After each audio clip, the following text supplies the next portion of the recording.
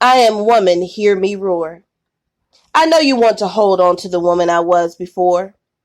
But I'm not her and she isn't me. I'm now standing in the ashes of who I used to be.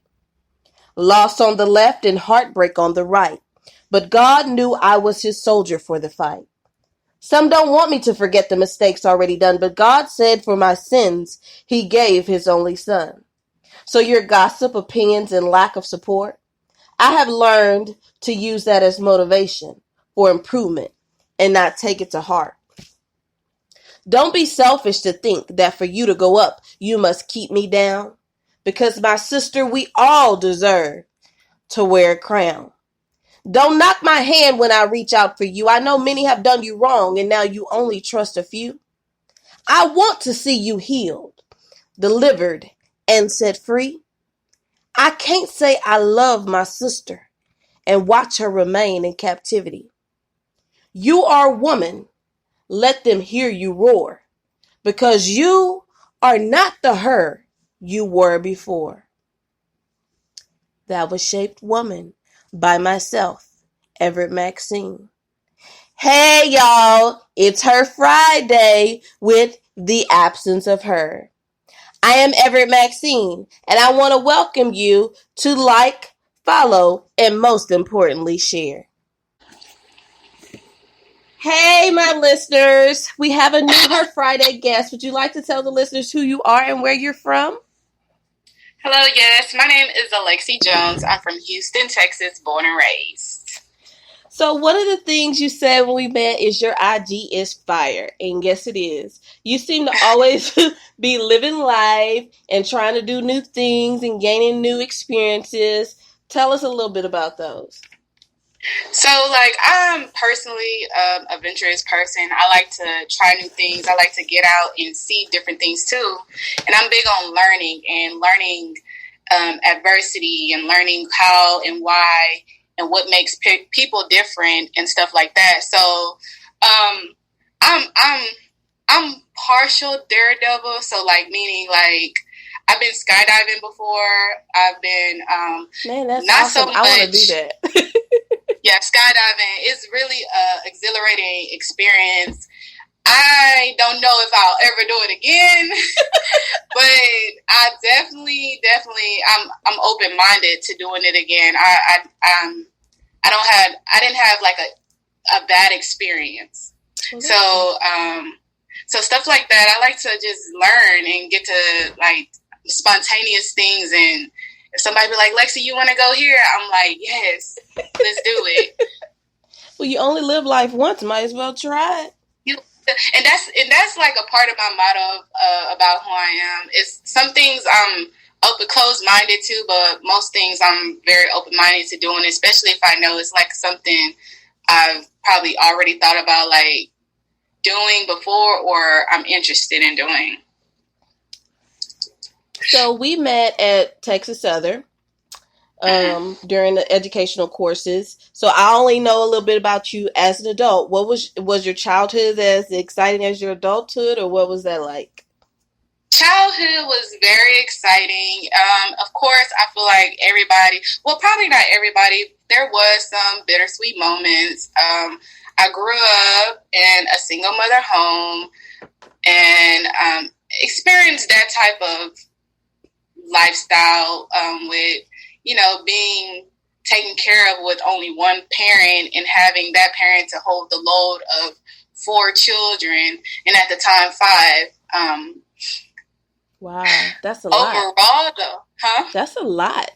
Yeah. So, my mother is a Black woman, so she had her own things she had to overcome and stuff like that. So, in the process of her overcoming those things, we witnessed a lot of stuff going on with her in her trials and her eras and stuff like that. But she was a strong woman. She got through them. And but childhood was very, very, very interesting. It was very, very adventurous. I had like the biggest imagination. I had the biggest imagination as a kid, so that helped a lot. And then just kids with you having that innocent spirit, sometimes you're not able to see beyond certain barriers. So that kind of protects you from what's really going on, Right. in actuality. So that helped a lot too. Overall, childhood was very, very, very adventurous and very interesting. I think a lot of kids nowadays lack the ability to remain innocent and to just have that creative personality. They have to grow up so fast. You mentioned your mom. What is something that I guess I would say you remember or most influenced you about your mom that keeps you going? She was definitely a hard worker. She worked a lot, so sometimes she wasn't able to always be there. Like, I know in her heart that she felt like she could, right, or should. And so she was a very hard worker. I would see her get up, whenever she had to, when it was times where we didn't have transportation, her getting up early in the morning, not making an excuse whether she's tired or anything like that, her getting up, catching a bus to the other side of town just to provide for her children. So she had and just knowing, just witnessing her go through certain things with her relationship with my stepdad, I just always admired the fact that she was just very strong-minded, right, and very strong in what she had to go through or what she felt she had to do to get to the next level. That's understandable. Our moms sound a little bit alike. When my mom was still living, when I was younger, and but my mom only had one. That's why I'm like, wow, 4 kids, that's a lot. And yeah. She was working at the nursing home, and being a nurse, you're on your feet all day. And mom didn't have a car. She would walk to work. And then she picked up a second job being private duty, so she was at home most of the day. And so I get it, when you talk about a single Black mother, they have to choose whether to provide or being able to be there with us all the time. And, personally, I think, they really would want more time with us. But I mean, they also want to see us clothed and fed. So that's a difficult choice. You've shared with me that you've listened to my podcast, The Absent of Her. Thank you. Yes, this podcast. Is there an episode or topic that has directly touched you?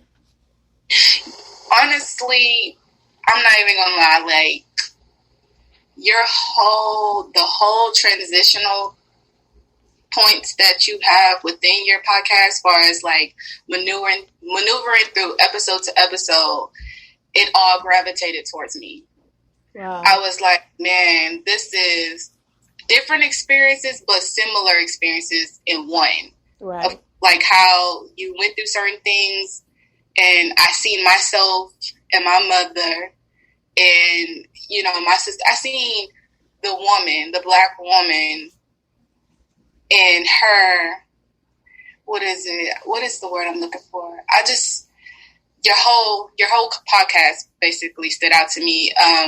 The one that I gravitated to a lot was episode 6, where you were talking about purpose, and you were talking about, church, people going further from the church because of religious people and not so much spiritual people. And about how sometimes what I concluded from it, sometimes when you start walking in your truth, sometimes not even sometimes, majority of the time, it's going to affect the ones you love, far as family, friends, and stuff like that. So when you start shining light on your truths, sometimes you have to open certain doors or open boxes that, that maybe a family member closed, but because you're going in your truth and you're speaking only upon your experience, it shines light on their truth. And not everybody is comfortable or at a point where they can just speak openly about sharing their truths without breaking down and without having to spiritually relive that experience. And if that makes sense, like, just because you're talking about what you've been through it doesn't affect you the way it did at one point where you were so sensitive about it, but you're just, you know, and a part of that is just sharing your testimony. So you spoke on that, and that gravitated to me a lot, because when I came into my truth and I started being openly about who I am and transparent about the experiences that I've been through, just openly, and building my platform and building myself, rebuilding myself as an individual, I saw that affected those around me that I love. And then I also like the fact that you spoke about how sometimes your family, the people you call your family, aren't necessarily always blood.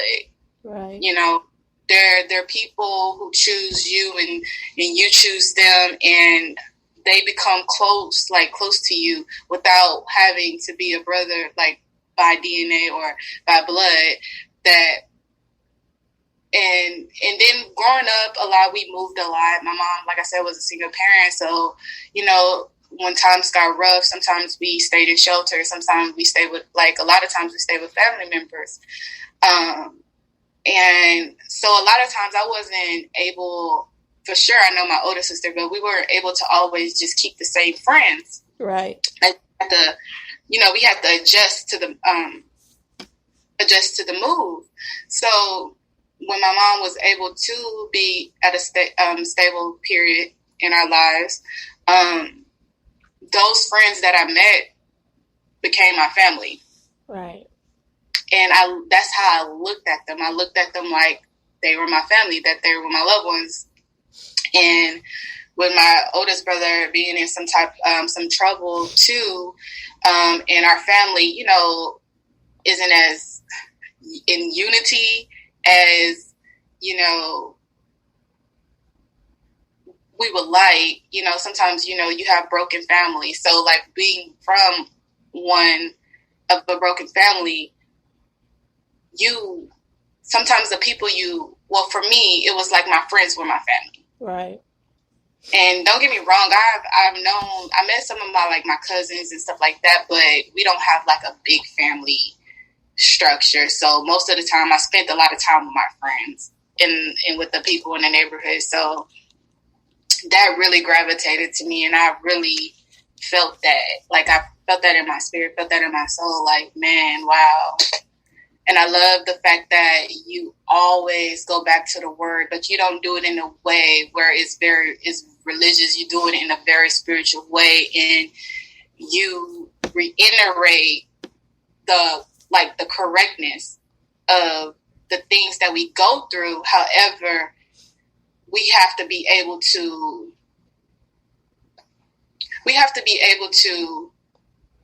discern, basically. Right. So your podcast is for me was very powerful, and I definitely suggested it to my mom, because some of my similar experiences like mental illnesses, things that you touched on, I felt like I said, I seen my mom in it, and I seen myself in certain situations. So I've been a big advocate for you, girl. I'm like, y'all have to, if you a woman, especially Black women, because, you know, and then coming from a certain period of time and within this life, within this society, like that podcast right there, I'm telling you, you're going to be able to relate. It's going to shine light on the truth, your truth, and however it's going to help you, like, because you speak on things to where it helps you put it in perspective and not so much in a confusing state. Right. Thank you. Oh my God. Thank you for everything that you said. Like, I'm trying not to cry, but I am, because for me, it was something God put upon my spirit. And, after my mom passed, and it was like, people were saying the year my mother passed, my grandmother passed on May 28th. My mom was found on June 19th, and I was also divorced that same year. And people would come up to me and they'd be like, "Oh, you so strong, you so strong." And I'm like, nah, God is holding me up. And then one of the things that I did that I mentioned a lot, that we steer away from in our culture is I went to therapy in 2017.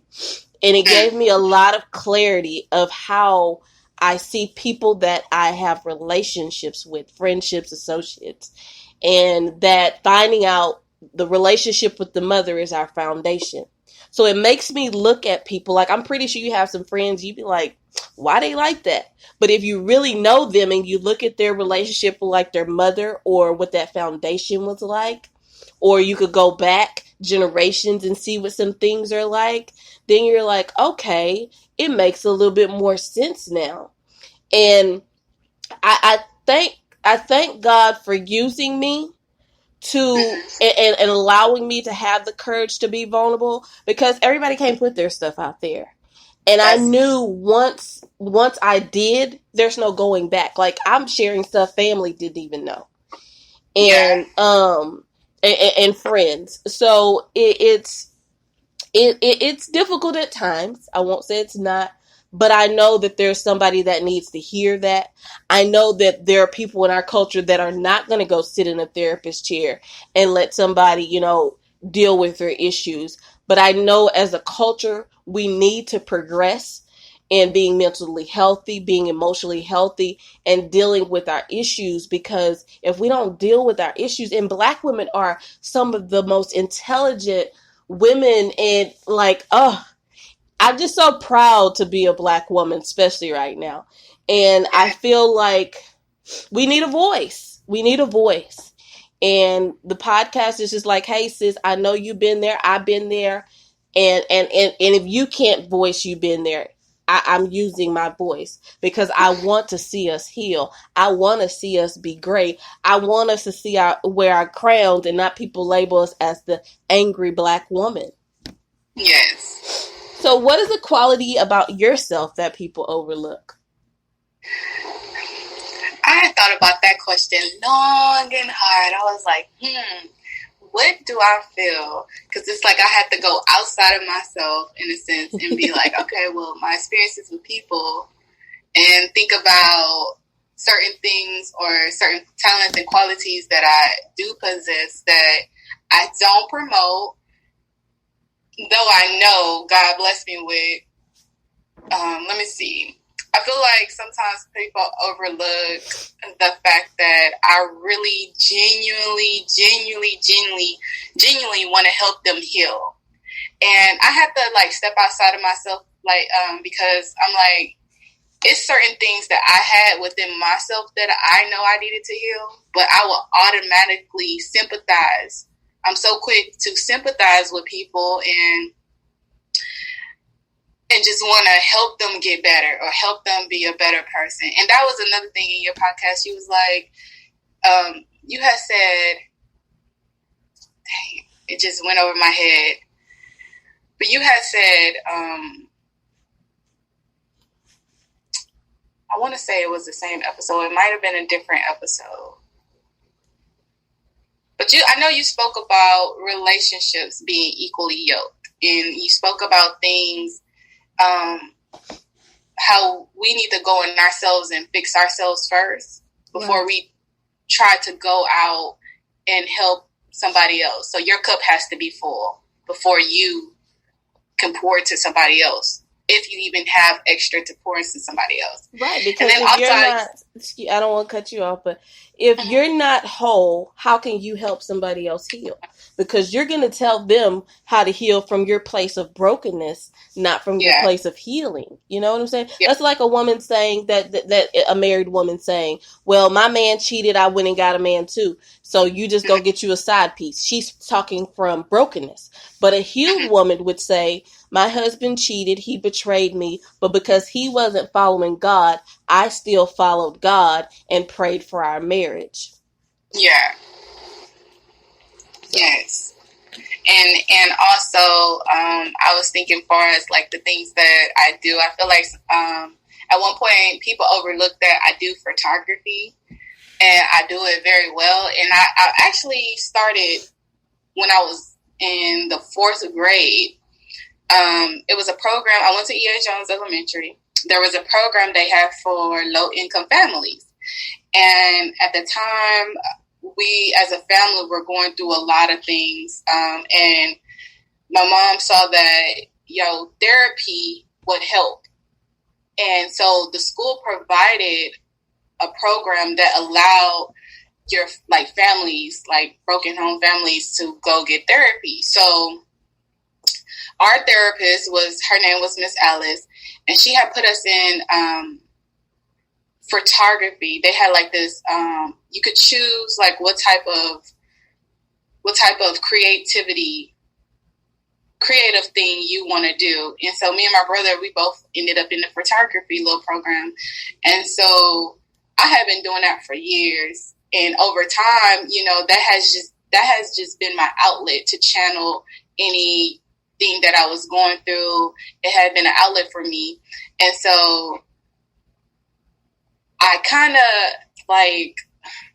buried that a bit. I used to buy myself cameras all the time, but over the years, I kind of, was going through things. And so I kind of stopped doing photography yet. However, I've been promoting it back for a little here now and then. So I feel that was another thing that people overlook, that I'm actually a creative person. I can do several things, not just model. Don't get me wrong. Modeling has helped me open up out of my shell, and it has built confidence that that was dormant within me. So it helped me build my confidence and get out there and try something different and actually put myself out there. And yet the photography, the stuff that I've been doing most of my life, that helps me. It's kind of like journaling that helps me be creative in a way to where it's really therapeutic. Right. And that's it. So one of the things, as women, we've been in relationships, we've gone through loss, we've gone through grief, we go through a lot of things, especially as women of color. Have you experienced love or heartbreak, and what did you learn from that experience? Yes, I have. It's the crazy thing about it, in that question, is that I grew up I had a knowing that, okay, well, relationships can potentially break your heart. Right. So however, I feel like I've always protected myself in a way to where I can't or I won't get my heart broken. However, I had, after high school, I never really dated in high school. But when I got into my young adult life, I ended up meeting a young man, and at the time he had a daughter. So I had grew very close to both the guy and his daughter. And so it was a time where he was going through something in his personal life, to where it had something pertaining to his daughter, and he just kind of just stopped talking to me. Not even kind of, he stopped talking to me. And the process, I would call, he wouldn't answer and stuff like that. And I was just confused. He left me in a state of confusion, because I felt like we were so close. We were building something, and then you leave and not talk to me. And then you have no type of, you're not giving me an answer. I have no type of closure. Right. And so, long story short, 8 months later, we reconnected. And by that time, I went through so many different phases of my heartbreak, to where it was now you're coming back into my life. And it's just you didn't give me no answer. You left me in a state of confusion. I felt very broken. And we tried to make it work throughout, when we reconnected. But by that time, I had kind of overgrown certain things. And I learned that, sometimes people, I learned that we're actually individuals. And though you may have a sense of being with a person, a strong sense of this is the one, however, you never know what life may bring to both of you as an individual. And sometimes, that can either make or break that relationship. And that don't necessarily make them a bad person. That don't necessarily make them an evil person. It's just sometimes we have different callings upon ourselves and where God wants to place us. And I had to learn how to really dig deep in the meaning of reasons and seasons with people. Wow. And yes, heartbreaks are a definitely lesson, but I feel like sometimes, like, I used to tell myself, okay, well, if you never had your heart broken, how would you ever know not to want to break one as well? Right. And also, we have to protect our hearts too. We have to learn how to go through things and also build ourselves back up without having someone outside of ourselves do it, and go to God, like, whenever, not only when it gets tough, but just throughout your whole journey in life. Know that it's a bigger source, a bigger power at hand, and sometimes people just have to separate I love that you said reasons and seasons, because that is something that I have had to learn. Everybody is not meant to be in your life for the journey. And sometimes we really try to, God putting us in a new season and we trying to hold on to people, and it's dragging us backwards and holding us in bondage because we don't want to let go.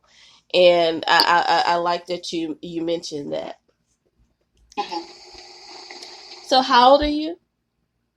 I'm 29 years old. I made 29 in April, on April 30th. You still a baby next to me.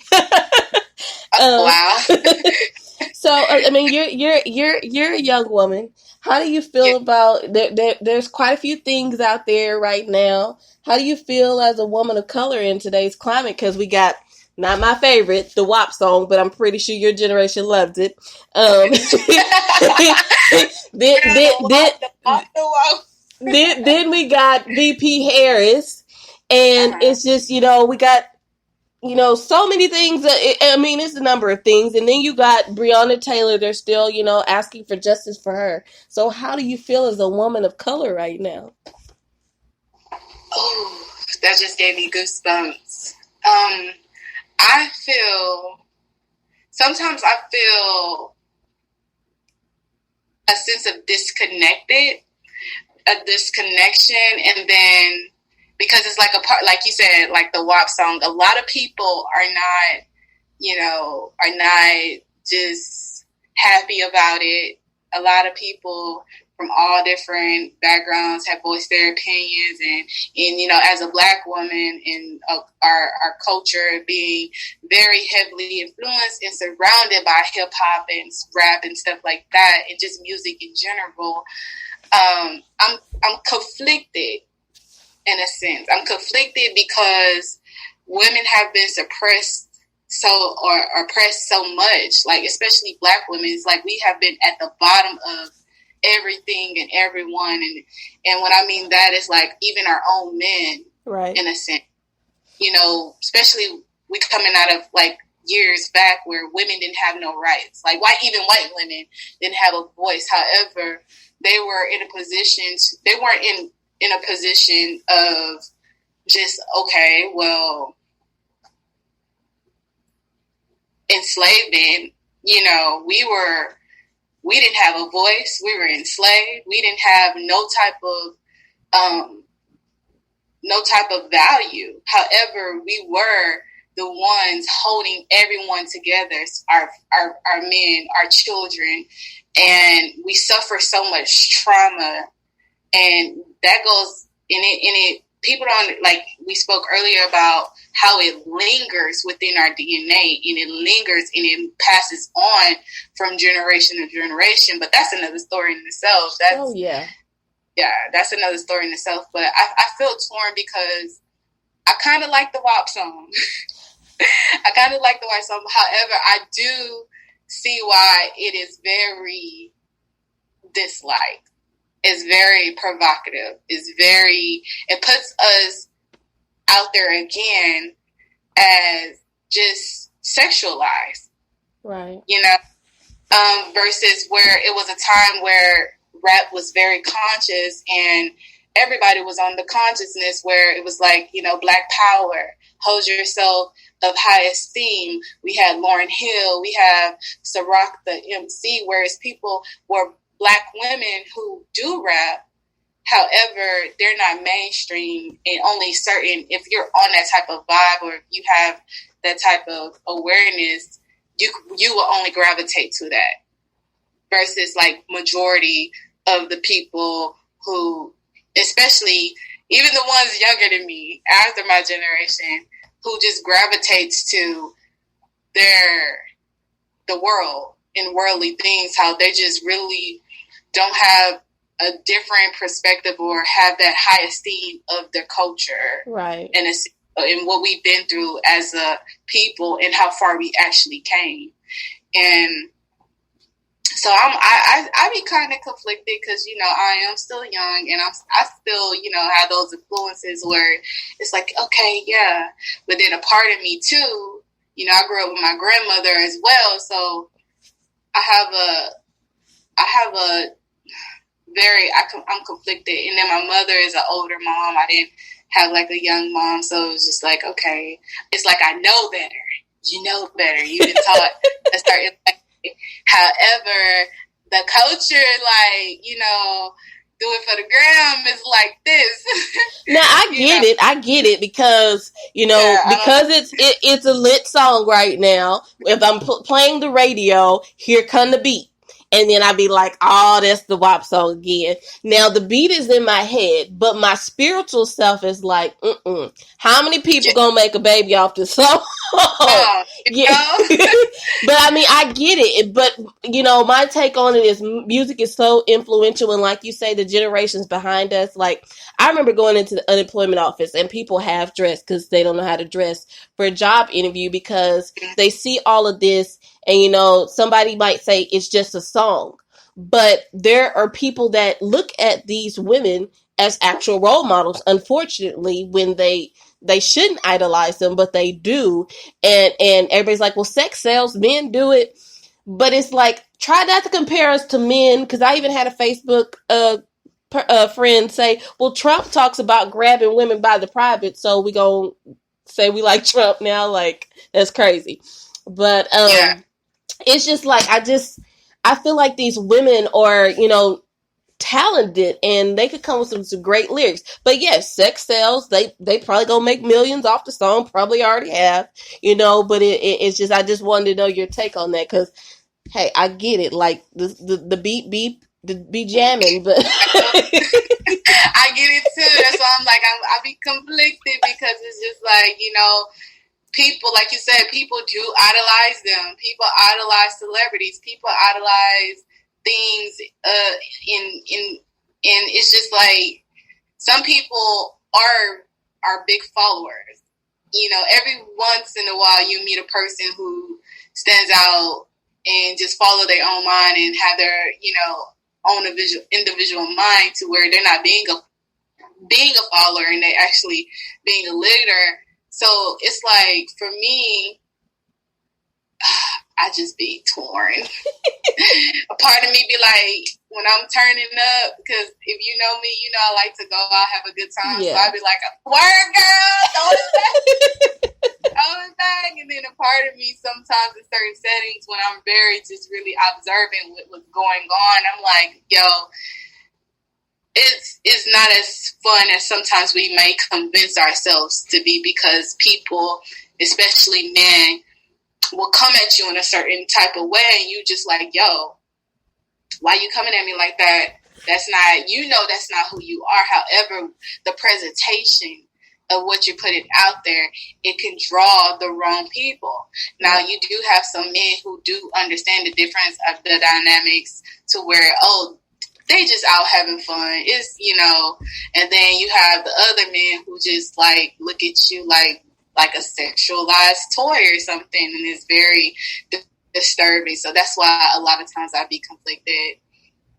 Yeah. So and then with the Breonna Taylor situation, my heart just goes out to all the families who lost loved ones from police brutality or with the hands of policemen, because in our minds, we've been taught that they were like the policeman system, the departments were created to protect and serve the people.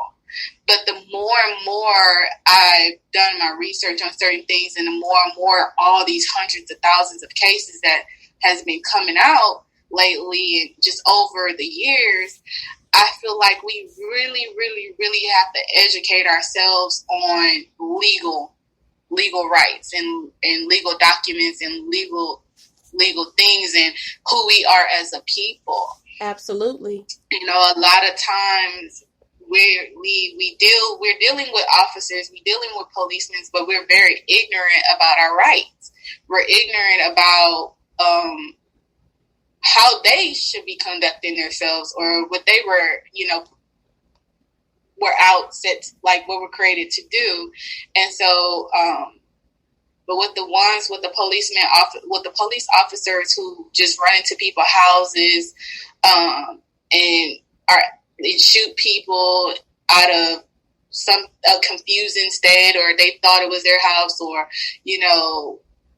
it just don't make sense. And I feel like we do need justice. However, I feel like we also need to change something in our communities to where we're protected by that. True. And we're educated by that. Like, we get some form of education within our system to where Black people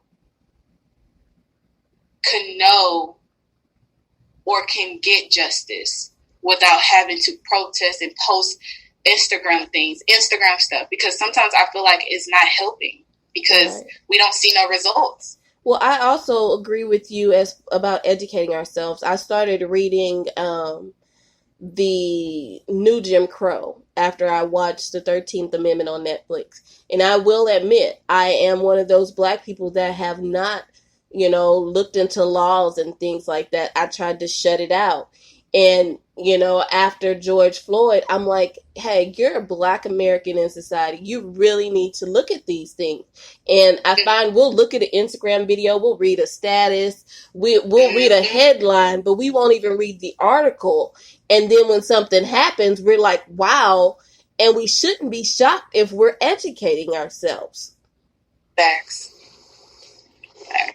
And it's like I used to read a lot, and I think we're getting away from that. But I think the best way for Black people to protect themselves is to educate ourselves. Mm-hmm. Yes, and I feel like, as far as our evolution as Black women, I feel like we're coming into ourselves. I feel like we're doing that especially with our generation and with the generations to come. Like, we're all being more aware and conscious about how past traumas have affected us, and how, like you said, you were able to get therapy. A lot of us don't get therapy. A lot of us, we're taught to suck it up in this tough love, but it's things that we go through or have been through that we seriously need to talk to a therapist, because it's very traumatic. And it's we can go and talk to family members, we can go and talk to friends, we can go and talk to different things, but however, until you realize, like, no, I need a deeper type of therapy to where I am actually getting results of healing from. Right. And one or two things can happen when you're talking to family or friends. One, they might not be healed themselves, as we discussed before. Mm-hmm. And then two, you might be talking something personal, and then they go and tell somebody else, and then you're more broken now because they're not receiving what you said in authenticity. They're gossiping now. So it's like now you're even more broken than before. And what happens when we don't, we've been told pray about it or but what happens is we're burying what happened to us, and that doesn't go away. It if you bury something, it grows. Like, it just continues to take root in your life until you eradicate it and deal with it. Yeah. And I feel like now we see the cycles, and we see the pain, and we see how sometimes the victim becomes the person that's doing it. We see the patterns of the mental illness. Like we're shining light on it, and I feel like we're doing better, as in we're becoming aware that we have something we need to fix in ourselves. Right. We need to heal ourselves. We need to fix ourselves mentally, spiritually, and come back to self-love and self-care, and taking accountability of what you did as an individual too, that actually probably unconsciously brought certain experiences to yourself. Right. It's only because of you was acting out of trauma. You were acting out trauma emotions, or also with health too. I feel like we're doing better about taking our health seriously, and seeing how our diet actually affects some of the mental illness and things that the hormonal imbalances that we go through too. And I'm loving it. I still feel like we have a long way to go if we're all going to be on accord. However, I feel like I'm seeing people waking up, and I'm seeing people actually waking up and taking accountability, and like I'm messed up. I need help.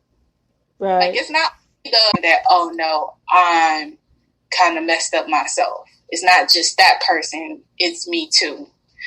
And yes, I'm loving it. I'm loving it. It's bittersweet. However, I know,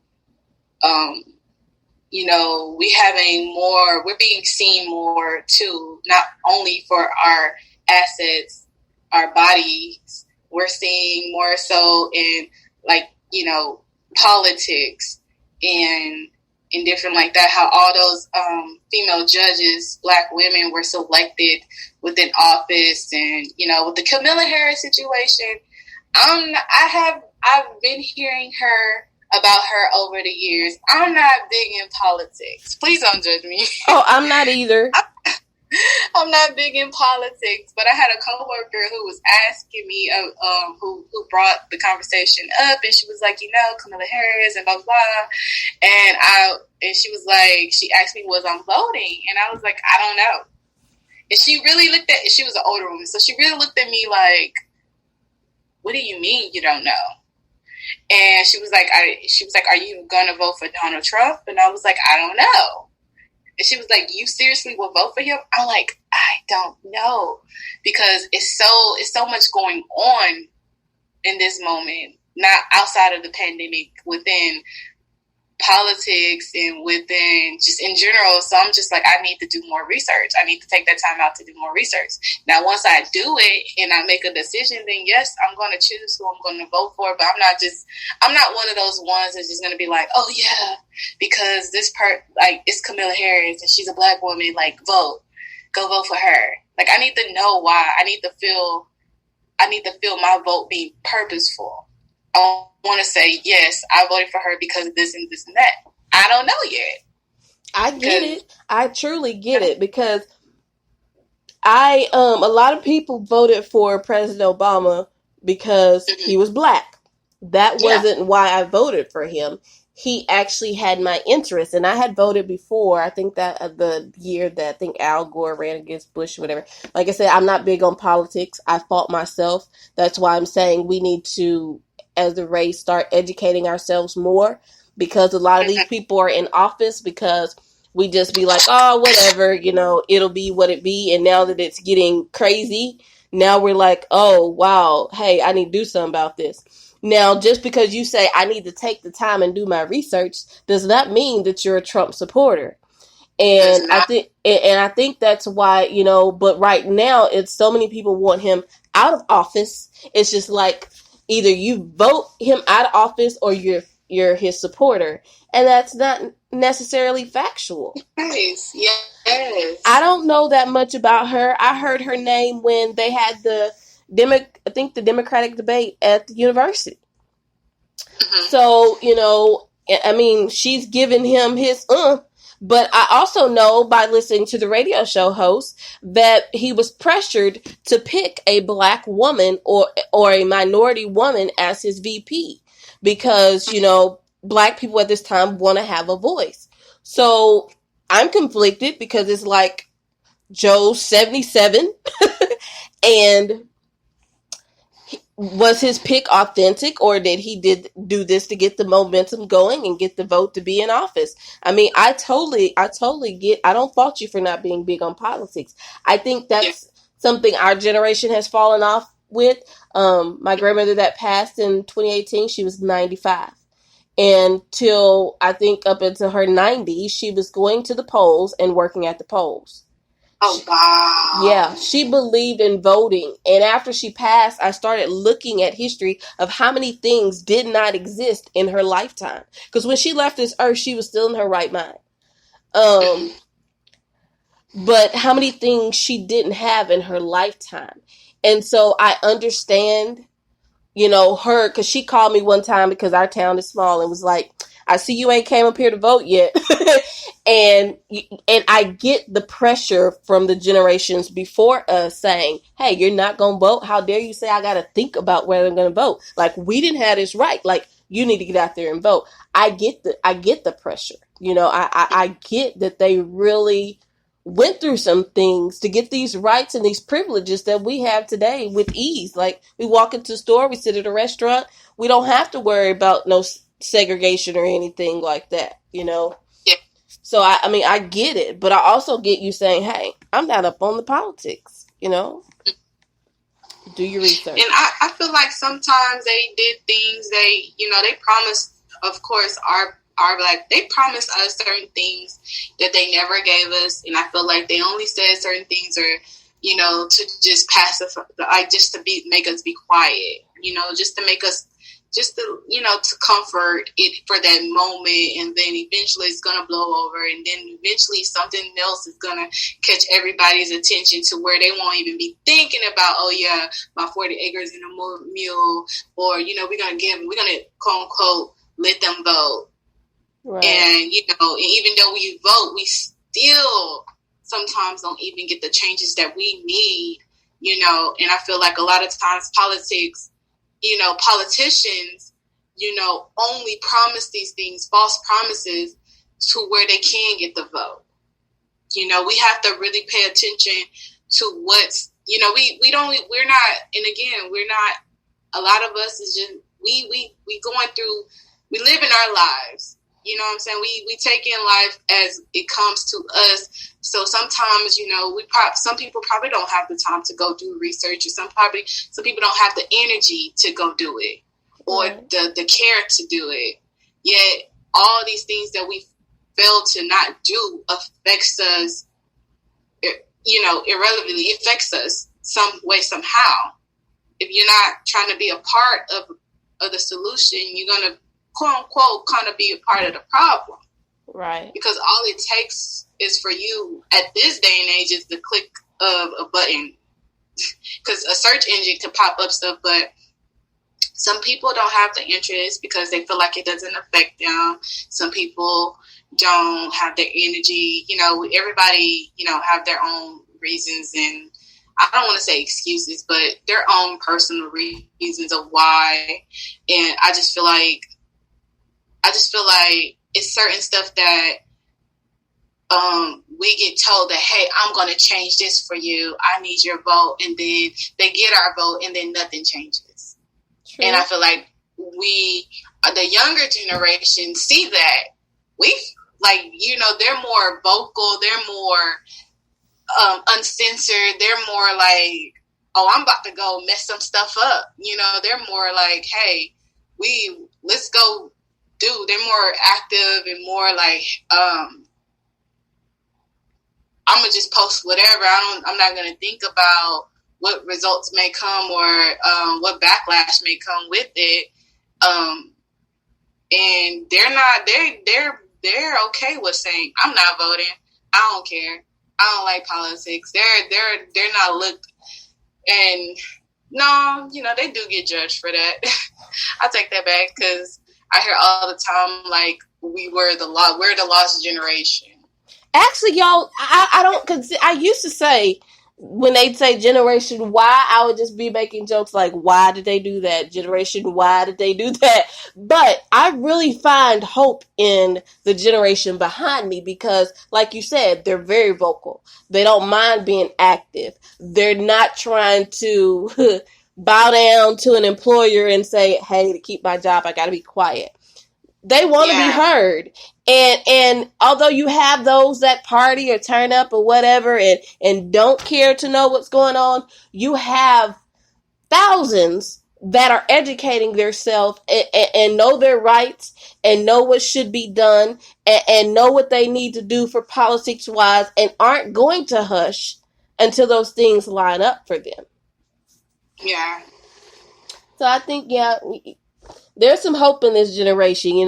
They're not doing it like our ancestors did it, but I think they're the ones that are really pushing for the change. Because we're in a different time period now. We really are. Yes. So one of the go ahead. Oh no, go. We can go to the next question. One of the things we discussed one time we were in class, there was some issues going on, was colorism. Mm-hmm. Do you feel it's still present as we try to progress in our culture? Oh, yes.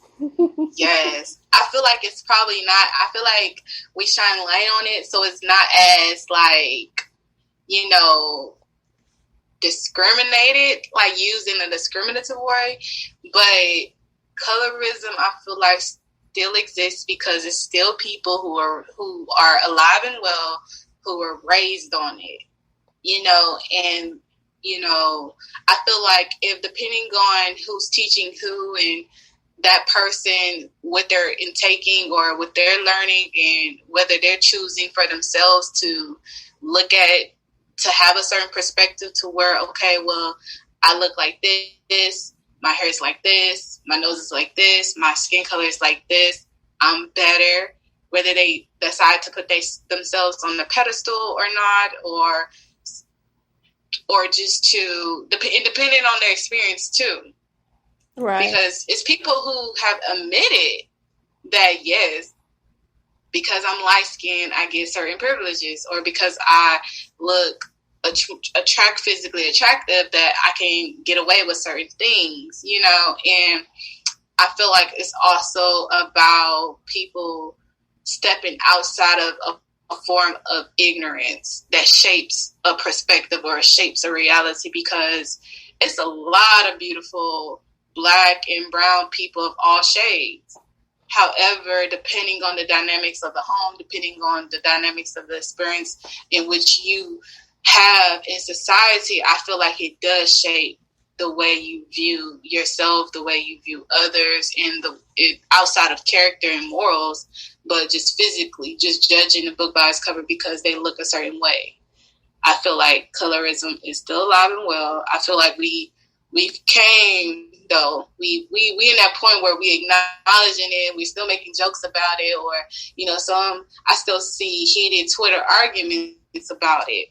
And it was one post that I came across, and it had and they did it. I want to say it was a Hispanic chick, like a Hispanic woman, and then a Black woman, and they were saying one of these people have degrees, and like they was really putting down the dark skinned person, and they were, and it was just like it didn't bother me. Of course it was irritating and it was annoying. However, it didn't bother me to the point that I was just really upset, and it took me outside of myself, because I understand that it's people it's people that still exist that really believe that because your skin is darker, you're uneducated.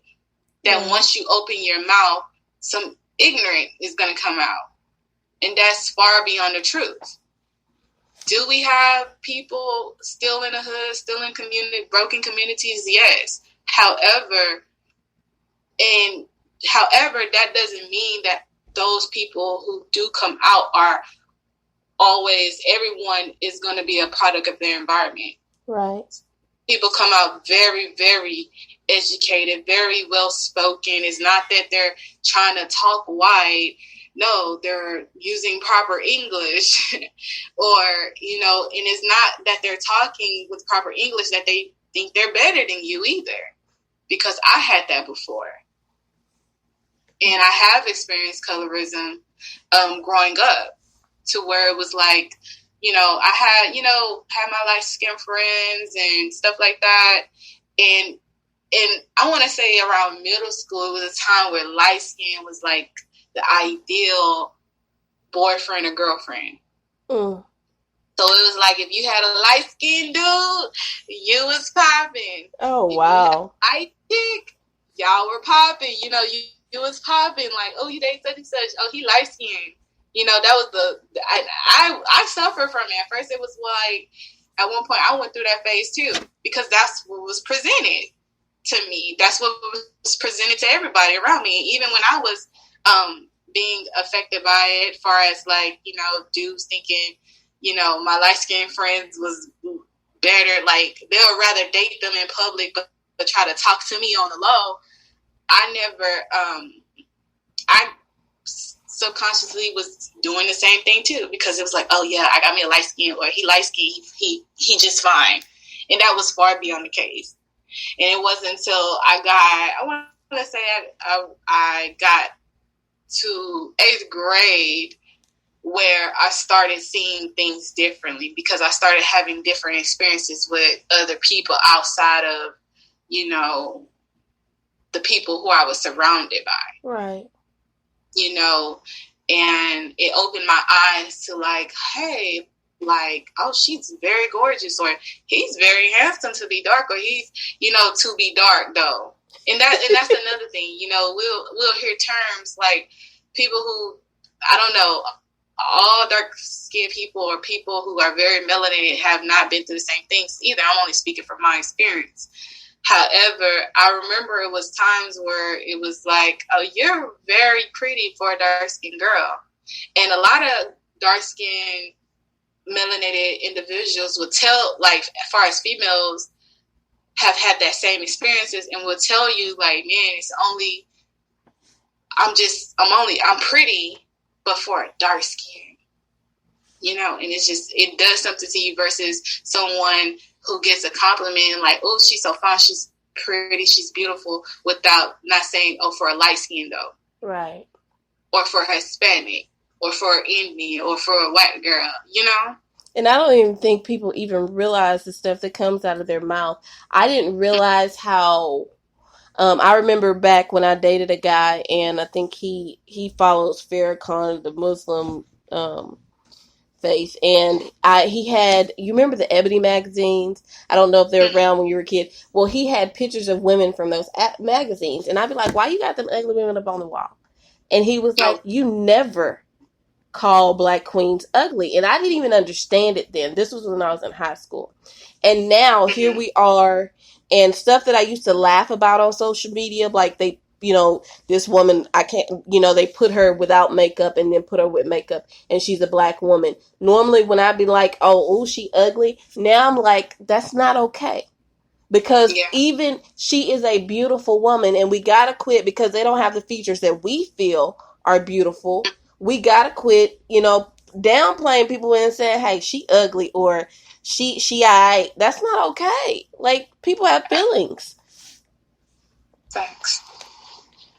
And I feel like it's more so society. We you know, as a society, we lean to what's in at that moment, or what's, you know, even with fashions and, you know, hairstyles and stuff like that. And me even like going back to myself by like starting all over when I cut my hair off. It was me cutting my hair off was a lot emotional, a lot, and also spiritual too, because I was not only during this pandemic, but for a while now, I have been challenged spiritually within myself. And at first, I was kind of like kind of like, because I'm going through a spiritual change within myself, I kind of was acting out, like, far as with, you know, feeling some type of way about some of my friends and family, or, you know, I was kind of being not, I don't want to say, I was kind of, it was a form of just being judgmental about some of the stuff that they were doing wrong, or they could do better with this, and they didn't, you know. But I had to step outside of that and look within myself of actually how, Lexie, what do you be presenting to the world, or what do you be saying? How do you really be acting? How do you really conduct yourself? Right. It came a time where it was like, of course, you know, Lexie liked to have fun. Lexie liked to turn up. Lexie liked to, you know, do those things of what I felt in those moments were fun. But when life started getting real and I started having my trials and my faith being tested on so many different levels, those things had like stopped becoming fun. And it's like I look in the mirror and it's not that I did not know who I was. It's like I kind of forgot certain parts of me, or who made me, or who I felt like made me a part. Like this, what I'm trying to say is like what disconnected me from my true self. Right. How I kind of lost bits of pieces based on my experiences with friends and experiences with dating and relationships and my mother, my relationships with family, how that affected me to create a person outside of who I truly am on the inside. And it made me build up walls and paint different faces. I had different masks. And though I stood firmly in who I was, I still felt lonely, and I went through a series of depression and anxiety because I feel like I'm being a certain way to keep certain people. Yes, and that is. I feel like I love them, or I feel like, you know, it's not that I know I can't live without them, but it's like right now this is what's comfortable, and this person is challenged. Like not necessarily that person, but this experiences with this person is challenging me. It's challenging my ego. It's challenging my pride. It's challenging all the walls that I built up to recreate myself. And I'm realizing that, I am very vulnerable. I am very probably weak in this, or weak in this in this matter. And so it kind of, so I end up, you know, even with like having the straight hair, long hair, the weaves, you know, trying to find different styles that make me feel good about myself. I just got tired of all of that. And I was like, you know what, I'm going to stand in what I feel like is beautiful for me. And then damned if you do like it and damned if you don't. Right. I'm not going to create that person or what people like, or what I feel like this is what's going to gravitate this person to me any longer. You know, I don't feel like nothing is wrong with weaves, and I don't feel like nothing is wrong with, you know, makeup or anything like that. But for me, I wanted to be able to look in the mirror, wake up, and feel good about my natural self and what I see reflecting. And so I started out over I'm still doing my little hair journey and stuff like that. And it's little stuff that I realized within myself that I need to still fix, even within this evolution of myself. And I feel good, though. It's very uncomfortable, though. I'm not going to lie about that, girl. That's very uncomfortable. But growing pains are uncomfortable. Super uncomfortable, like super uncomfortable. And, you know, I had lost my dad back in April, and this is around the time of this year. Oh, I'm sorry to hear that. Yeah, and this was around the time where I cut my hair. And so, like, even going through, when I finally seen that movie Happily Ever After, I was like, Lord, if that ain't me. But my situation was just of course, tad bit different. But, you know, all I can think about, I had just got my hair done. I had just got like some few extensions in my hair, had like my little relaxer, just got my hair done looking nice and popping. And when I got the word that he passed away, mind you, my biological father was never just really active in my life. And I never knew him really, but along the years, I had built a relationship with my brother on my dad's side. And so when I got the news, all I can think about is like, okay, now I gotta do my hair for a funeral. And it was very emotional, just very emotional. And I don't know why cutting my hair all like felt like that was gonna help, but it did help though. I did feel like because I felt heavy. I don't know, my hair just made me feel heavy, and I just cut it all off. And you know, even when I was looking in the mirror, I felt like I loved that person that I was seeing in the mirror. Not so much better than the person that was reflected in the mirror. Not saying that I, wasn't proud of myself, but I was proud of the fact that I can look at myself even in my brokenness and still say, hey, we gonna get through this. We gonna get through this. It drew me back closer to God. It drew me back closer to coming in myself. So as women, as Black women of color, I feel like we can go, and even like our men, we can have like a sense of identity crisis at some point.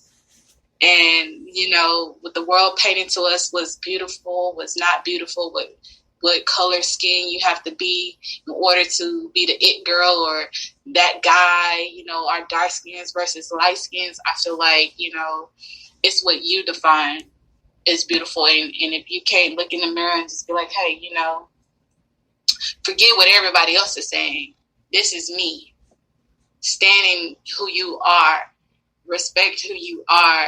Know that God made you in his image and made you well. And love what he gave you. Because if he wanted to have something else, that's how he would have created you. Right. We have to start appreciating what God has already given us to be great. And that was the moment I was like, yeah. But yeah, I still feel like colorism is a thing. As long as we have eyes and we can see differences, and, I just feel like it's the level of intelligence or the level of consciousness and awareness and spirituality that you obtain along your journey that deciphers how you view life and yourself and the things that's around you. Right. It's like they love to judge a book by its cover, because I have a friend that's an educator, and she said that because she has dreads and she's dark skinned, they automatically assume she's like some pothead that's not educated until they have a conversation with her. She goes, and then they're fooled. And it's like, people, get past that. Like, that's just crazy to me. Yeah. So 2020, a lot of people just kind of just like, oh, this is be the worst year of my life. Have you found a silver lining with all the chaos going on? Because I don't consider 2020 to be the worst year of my life. I'm actually experiencing some of the greatest experiences and blessings in this year. Mm-hmm. So 2020, 2020, for me, it was just a lingering process over from 2019 in my experiences, because I went through a series of events. My 2020, I can say my 2020 started 2019 in a sense, because my events were already, quote unquote, you know how they say ghetto, things are ghetto, yeah. was getting big ghetto, for some time now. However, I feel like with the pandemic and this COVID-19 and 2020 really put us at a halt. So the things like going to work, going out, always being busy, distracted me from that shadow work, that inner work that I needed to do for myself. Because it was like, oh, I got to go to school. I have to, it was always something that I had to do. And I was always on a go, overlooking and not really saying, well, you haven't eaten today. You've been working for, 14 hours straight. You haven't had any type of food or water, and you just be on a go. Like, I'm not being consciously aware of how my mental state was. Right, and not self-caring. So, yes. And definitely, being a part of the education program as well, and how stressful it could be. I took on a lot of stress, with that in my educational matters, to where I was instead of kind of like taking it in and just finding a way to deal with it in a healthy manner, I was internalizing everything that was going on with work and with school and with my personal life. It was like I was internalizing it and I wasn't letting it go. Right. I wasn't being accepting to the reality of certain things in my personal life. I wasn't handling the stress that was brought on about my educational matters in the best possible way. And I feel like I was dealing with it with the best I could, but it was a lot of stuff that I was kind of just pushing to the side, knowing that I needed to take care of, pushing to the side. When I go to work, it was, dealing with people was very draining. Like, I was drained. And so for me, 2020, when the COVID came, it kind of put me at a standstill, to where it's like, okay, now here's the time to rest. Here's the time to start that work on yourself and really start and really be okay in it. Be broken. Be sad. It was like a safe haven for me to really deal with the reality of my situation, my personal life, in the things that I really want out of life. Being 29, like how they say women, when we turn 29 and we're almost 30, that's like a big transition for us. It is. Yes. People expect you to be married, have kids, and it's like this whole dialogue of who we should be at this point in our lives. And I'm far from it, in a sense. I'm getting close, but far as like the getting married and kids and career and a certain car, the house and all that. But don't get pressured. Don't pressure yourself with that, because and I think as women, that's hard for us, because, some be like, I want to have kids, but I want to have a career. I want to go to school. I want to be married if I don't do this by this time. And that was one of the things that I pushed within myself. I got married at 28, and here I am 39, and I'll be 40 in November. And so a lot of people were like, oh, why, they would have thought I would have had my bachelor's by now. Although this is my second degree, and I'm proud of, what I've gone through, trying to accomplish things, especially when you're an independent adult. Life happens. And trying to live up to the standards or what other people think you ought to have when you ought to have it, like, is exhausting. It can be draining. So don't pressure yourself with everybody else think. I know, you want to have those things, but take your time. Take all the time you need, Yeah. And that's what it was. It was pressure. It was pressure because I was like, especially coming out,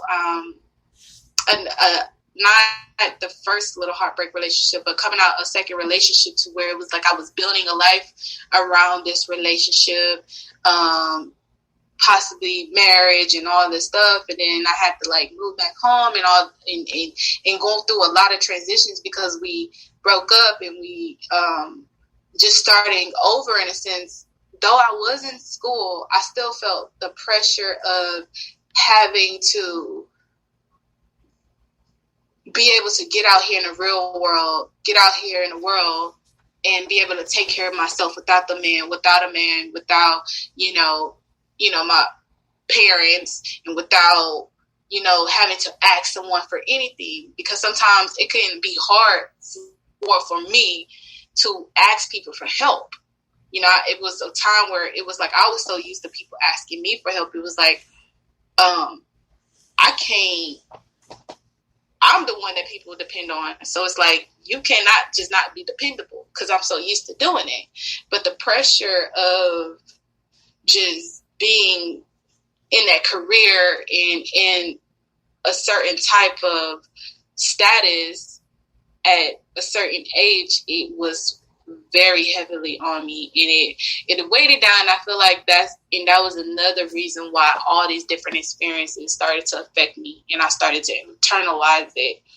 And on the outside looking in, I know people probably didn't even look like, or people probably didn't think nothing differently from Alexie, because I always tried to keep a smile on my face and let it roll off my back like it wasn't really affecting me when I go home and I'm sitting with myself, Yeah, I get it. And, you have your friends who are having kids, around you, and people getting married, and, sometimes, we can see, sometimes, I feel like the social media world has had a great effect on our mental state too. Ooh, because we post so many positive things, and those who are brave enough to post their testimonies,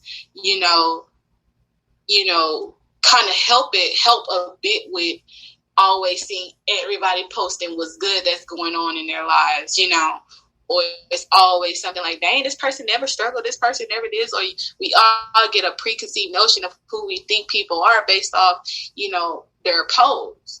Half the time, we don't know this person probably, homeless, or this person having car problems, or this person just lost a family member. You don't know until they post it, Right, and you I feel really like don't know what people are doing to get the things that we're sitting up there coveting. Yeah, you don't know if it was given. A lot of people be like, "Oh, God bless me," and sometimes it don't be the case. Sometimes we just don't know. Right. You never know what a person, like you said, had to do to get with where they want to go, or where they feel like they need to go. And doing things the right way, I can say has not been, like, far as when I say not has been easy, it just has been like,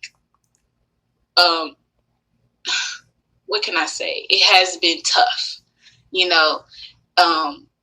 not cutting corners. So you just, and I say tough because sometimes you just have to wait out the process. And sometimes you just don't know how long that process may take. It might take 2 days. It might take a month. It might take 8 months from now, a year, 2 years, 5 years. You just never know how long that process is going to be. But your faith dictates how you're going to maneuver through it, and how you're going to keep pushing towards what you feel like you were here created to do. And I feel like a lot of times people just give up on themselves and give up. And they, and it's not so much they couldn't reach their potential. It's just that when stuff got hard, or when stuff got a little complicated, or it got uncomfortable, they got comfortable and they settled. And I think sometimes we limit God. Like we want it right now. We see somebody, oh, I want that right now. So they got this car, so we gonna go somewhere that'll accept our bad credit, put us in a bind, just so we can say we got something, and here we are stressing over something when it wasn't our time to have it.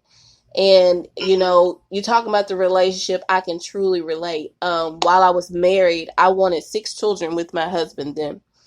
And our relationship was a horrible mess, something that I share in the podcast. And it was so much pressure from his family about us having kids, because every grandchild of his grandmother's had children.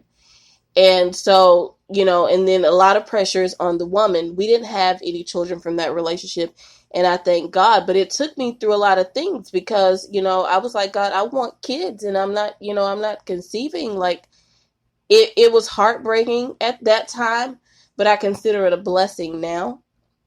And then I was telling people after I got divorced, I want to be married again by 40. Well, 40's around the door, and I'm not even dating by choice. Yeah. Because I really need to focus on this degree. And I mean, I've learned from experiences. When you get caught up in love, whew, and if you have heartbreak in the middle of it, like it messes up your progress. Yes, especially when you like had this, not even had this. Yes, when we have idealism, and when we trying to work towards our idealism, and we feel like we're building something, and then it's just like, oh, this person showing me this red flags, but I'm gonna overlook it because I know God sent him, because he just, said all of the right things, or he presented himself, or she, I don't, I'm just speaking from my experiences. I'm sure men go through it too, but you just feel like this person to an extent to where you can trust them to not betray you and do certain things or treat you a certain way, like you just know they wouldn't do it, and they start showing you red flags in the beginning or showing you red flags throughout the relationship, and you're overlooking them because in your head you have this idea of where and how y'all supposed to be, and this is who you're supposed to be with.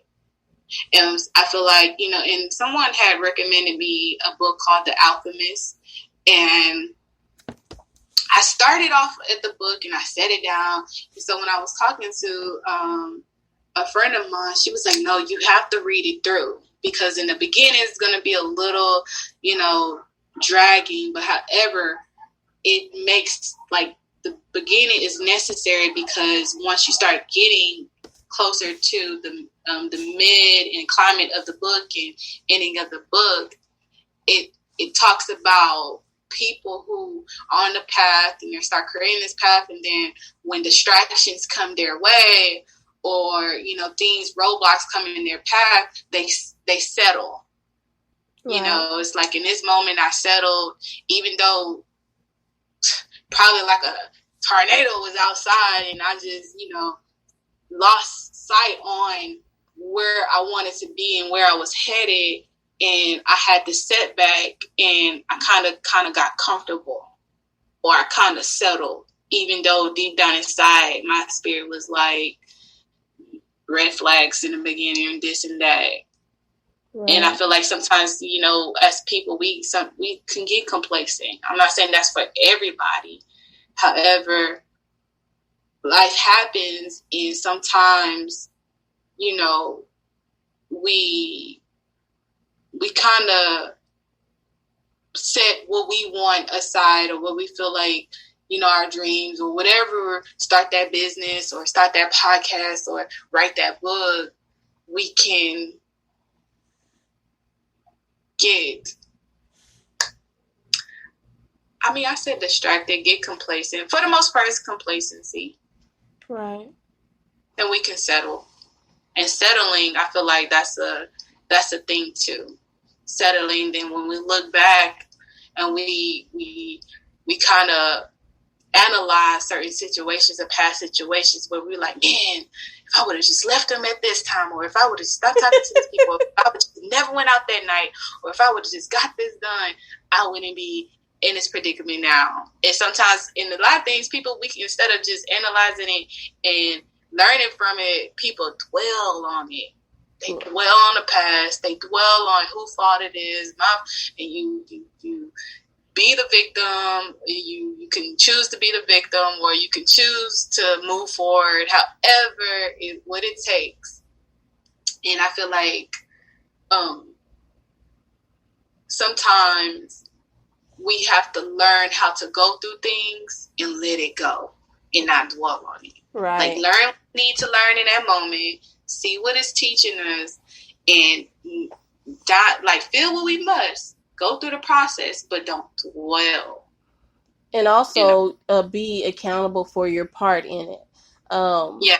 That was one of the things that, people are surprised when I speak about my marriage, that my former marriage, is that I say, hey, I had some faults too, because, women love to say what the man did, he did this, he did that.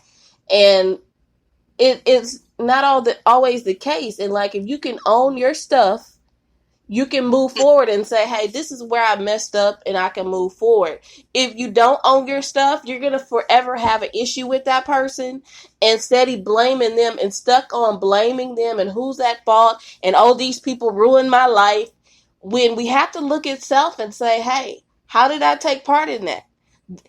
Just by beginning with the red flags. I saw I shouldn't have been with this person and I stayed in it anyway. Like, and I think ownership and accountability is difficult for some. Yes. Because it forces you to go inside yourself. And a lot of times people aren't ready to fix what's really wrong with them. It's easier to be like, hey, I blame this and I blame that, and it was the way I was raised. That's who I am, the way I am. People get set in their ways because they justify their experiences or past things that they've been through. And it's just like, hey, nowadays we see there's many ways for us to get help. So it's no excuse no more. You can't just say, oh, this is the way I am. You're going to accept it and leave it. Like, no. How about work on yourself? Right. Every day that we get another opportunity is an opportunity to work on yourself and to grow. Yes. Instead of just being okay with being broken, or, not saying that it's not okay to be broken and to learn from it. But what I'm saying is to get set in that way, or just to get settled in certain things where, deep down inside, it's a change that needs to be done. Right. So, yes. So we've talked about the podcast. We've talked about mental health. We've talked about education, you as a photographer and a model. Where would you like to see yourself in 3 years?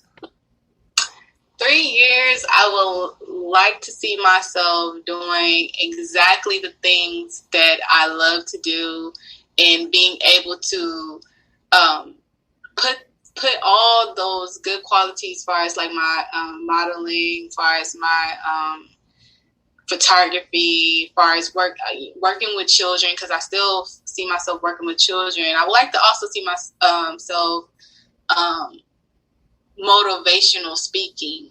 Like, I feel like, I've been developing myself to speak amongst big groups and having the confidence to speak my truths and having the confidence to, want to motivate others to find greatness and to find that sense of purpose within themselves. So 3 years from now, I can see myself working with creatives, building a brand. I have some things in line now where I'm going to start on new endeavors, working with a friend of mine by the name of Denise. She has her French descent production company that she's building now. She asked me to be a part of that on the photography and videography side of it. And I see that that's going to go very far, and just doing things that I love to do.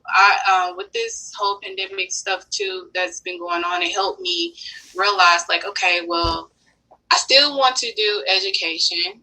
However, I feel like I was only gravitating towards education and teaching because I love working with children. Throughout this past year, I've been discovering things about myself where I'm like, okay, well, maybe, God placed this in my path so I can see that working with children is a part of the big thing that I'm going to be doing, or I needed to go through these experiences to have a certain outlook on things, and that will help me when I finally do start doing the things that I want to do ultimately. But I see myself doing various things. I don't see myself just doing one set of things. I do see myself working with Denise with the French descent. I see myself continue photography, continue modeling, speaking out, motivational speaking, have a multiple ways of income. Yes, and get it, boss lady. Well, congrats on all those endeavors, and I'm gonna speak life into them now. And my listeners that are praying people, pray for Lexie and her endeavors, because it seems like you're gonna have a lot going on. So where can the listeners find you if they want to follow you? They can find me on Instagram at _Lex, Lex, Blazin, BLAZZIN. And so far, that's the only platform that I've been very active on, as far as posts and as far as being very vocal. I do plan on being more vocal and more seen with videos coming in store. So right now, I've been just developing myself, getting right within myself to where, like I said, I can't, like we spoke about earlier, you can't heal or help nobody heal until you do that yourself. So I've been working on me, doing my shadow work, and, you know, seeing where God wants to place me and stuff like that. But yeah, y'all definitely can find me on Instagram at _LexBlazin. Yes, and her page is fire. Well, I thank you. I thank you, Miss Jones. It was such an honor to have a conversation with you today. And you have inspired me. As I've said in conversation, you were one of the women, because we've had some personal conversations prior to this, that have inspired to me speak out about my truth. And I thank you for sharing with my listeners today. And I pray that everything that God puts in your path to do or puts in your spirit to do, that you excel at. So thank you for joining us today. And I would like to thank you for giving me the opportunity to come on your show and to come on your platform to speak out, and for giving me a space where I can also speak my truth. And I just want to let you know that you inspired me too with your podcast, Absence of Her. And I feel like, you know, God has really placed an anointing and calling on your life to where you're going to help multiple people. And I pray the same for you. I pray for everything that you set your mind to do and that you stepping out on faith to do, because it's not easy sometimes. Sometimes it can be a bit frightening or a bit discomforting to speak out on your experiences. And I really admire that about you. And even always talking to you, I feel like you have so much wisdom. You have so much to give to, you know, others, and uplift to how you just are very uplifting spirit. And I just want to thank you for the opportunity. And I pray and wish you the best on all your endeavors as well. Thank you. Well, listeners, I'm Ever Maxine, and I would like to thank you for listening to The Absence of Her.